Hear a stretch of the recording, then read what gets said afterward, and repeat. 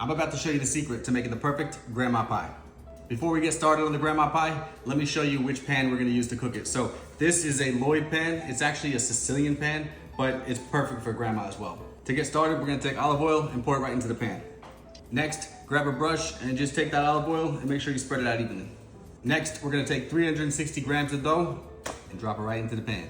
I find that the next step of pressing out the dough makes it a lot easier if you put just a little bit of olive oil on top of the dough as well. So just get a little bit on top, spread it out, and you're gonna see it spreads a lot easier. Next up, you gotta stretch it out. Now, the key to this is getting it to be even. So when you're pressing it out, really make sure that you're evenly pressing out that dough into all the corners. You don't want any thin spots. That's how you're gonna get a nice floppy pizza.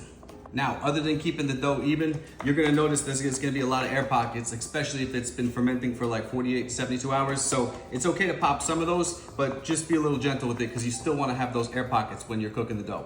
After you're done pressing it out and get the initial stretch, that's when you're gonna take these corners over here and we're gonna start trying to stretch it to a square shape. So stretch it out this way and bring it to those corners, and they're gonna shrink back a little bit. So after you do this, you're gonna have to let it sit for maybe 10, 15 minutes. And when you get back to it, it'll relax and it'll start stretching again. After letting it sit for about 10, 15 minutes, we finally got what we're looking for. The dough is finally relaxed. It's not fighting against the pan. So when you pull these to the edges, it's gonna stay there.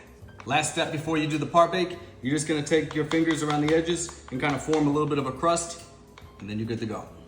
We got the dough stretched all the way to the edges and we got the shape that we're looking for. So now we're gonna do the par bake. Goes in the oven for like 2 or 3 minutes, take it out, and then we'll finish up the grandma pie. All right, we're done with the par bake. Now let's build the grandma. We got the crust par baked. Now it's time to build the pie. So we're just gonna get grande mozzarella, shredded cheese, all on the bottom. For the grandma pie, the sauce goes on the top. What you're gonna do is just take the ladle and just go right across the top with it with a nice stripe of the fresh tomato sauce. You're gonna keep layering the sauce until you get a nice pattern. So we'll probably do 3 or 4 different stripes and you're good to go. After you got the sauce on there, we're gonna put a nice, healthy, irresponsible amount of locatelli cheese. So just sprinkle it all around the top and we're good to go. Last step, drizzle some olive oil on top and then you throw it back in the oven.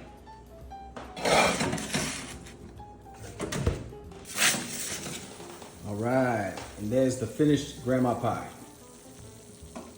I don't know about you, but I'm ready to try this thing. So let's get it cut. It's time to try this thing out. And listen, if you already watch my videos, you know I always go for the corner slice, but let's just take a look at this thing. Right here, it's looking perfect. We got a nice cook throughout the crust. The sides looking amazing. The bottom, undercarriage, looking perfect. So let's try it out.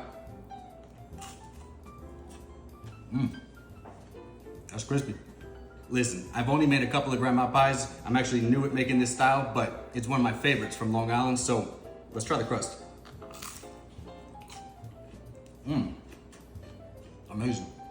As much as I like a classic New York regular pie, which is pretty much my favorite go-to, listen, this right here has gotta be neck and neck with the regular slice because the sauce being on top, when you first bite into it, you're getting that burst of flavor because this is a cooked tomato sauce. It's gonna have a little bit more garlic in it. So, I mean, you're just getting such an amazing flavor profile when you bite into this. Plus, the crunch factor of this thing is amazing. So I think all in all, it really is a perfect balanced slice. If you wanna see more videos like this, please make sure you like this video, follow my page. And as always, let me know in the comments, what do you guys think about the classic grandma pie?